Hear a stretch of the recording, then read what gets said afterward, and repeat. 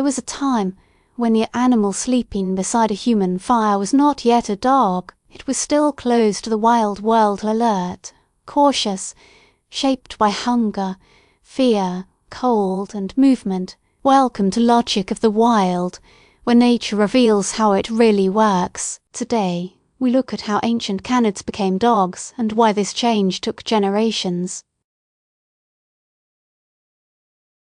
The story of dogs begins with a problem that is easy to state, but difficult to solve. Dogs are not simply modern wolves made friendly. They descend from an ancient wolf-like canid population, and the exact place, timing, and path of that process are still debated. What is clear is that dogs became part of human life very early. Recent genetic work has identified domestic dogs more than 15,000 years old, living with hunter-gatherers long before farming began. That matters, because it means the first dogs did not appear in villages, fields, or barns. They emerged in a colder, older world, where people moved through landscapes with fire, tools, shelter, food, and danger. For a wild canid, a human camp would have been both frightening and useful. There was noise. There was smoke. There were sharp tools, strange movements, and groups of people who could be dangerous, but there was also food, bones, scraps, fish, skin, fat, and waste could collect near the edge of a camp. For most wild animals, that edge was too risky. But in every population, some individuals are slightly less fearful than others. That difference may have mattered. The first step toward the dog may not have been obedience. It may not have been a person choosing a puppy and deciding to create a companion. It may have been tolerance. A canid that could approach a human camp without panic had access to a new source of food. A human group that noticed a less aggressive animal near the camp may have tolerated it, especially if it warned of movement in the dark, cleaned scraps, or followed at a distance. At first, this relationship may have been loose, not ownership as we think of it today. Not training in the modern sense. More like a border between two social species, each watching the other, each learning what could be gained without getting too close. But small differences can become powerful when they repeat over generations. The boldest animals may have come nearer. The calmest may have survived near people more often. The least aggressive may have had more chances to feed. Their young may have inherited some of that tolerance, and learned from a world where humans were not only a threat. This is the first layer of the story. The dog did not begin with a collar, a command, or a breed. It began with a change in distance. A wild animal could stand closer to a human world and live. Once that distance changed, other possibilities opened. A canid that stayed near people could become useful without anyone fully planning it. It could hear movement at night. It could notice animals before people did. It could follow trails, react to scents, move with a group, and read human behavior.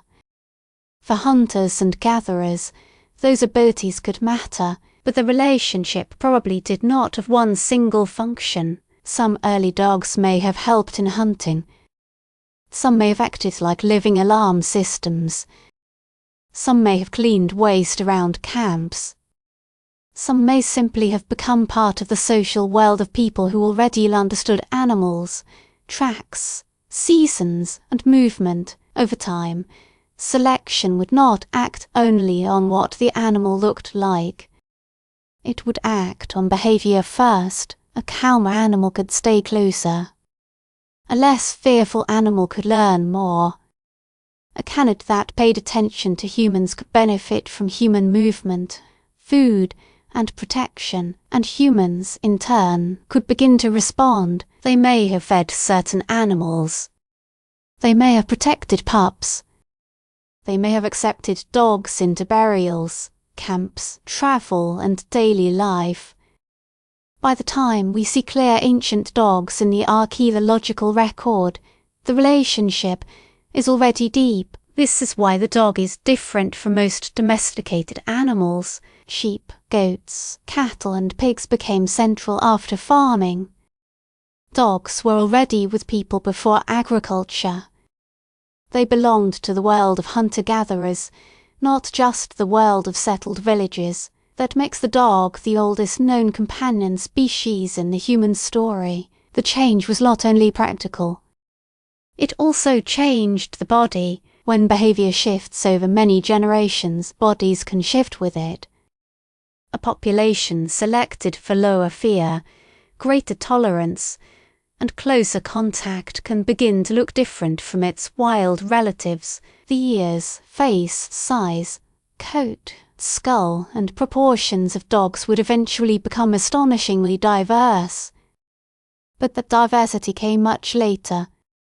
The earliest dogs probably still looked much closer to wolves than to the breeds we know today. The first difference may have been something quieter, a different level of fear, a different attention to people, a different ability to live between the wild and the human world. And that is why the story is so powerful. It was not just humans changing an animal. It was a relationship changing both sides. People gained a partner that could smell, hear, track, warn, and move in ways humans could not. Dogs gained access to food, protection, travel, and a new social world. From that exchange came one of the most important bonds in natural history. Not a single moment, not a single campfire, not one wolf suddenly becoming a dog. A long process, shaped by hunger, caution, opportunity, and trust. The animal beside the fire became less wild, but it did not stop being an animal of signals, movement, scent, and attention. That is still visible today, every time a dog watches a human face, follows a trail, listens to a sound, or waits for a signal that we did not know we had given. Dogs are familiar because they live so close to us. But their story began in the wild, at the edge of fear and cooperation. This is logic of the wild nature, not as a backdrop, but as a living system. Subscribe to Logic of the Wild for more calm, visual documentaries about how nature really works. And perhaps that is why dogs still feel so familiar. They are not separate from the wild story. They are one of its closest echoes, shaped by distance, attention, trust, and the long memory of life beside us.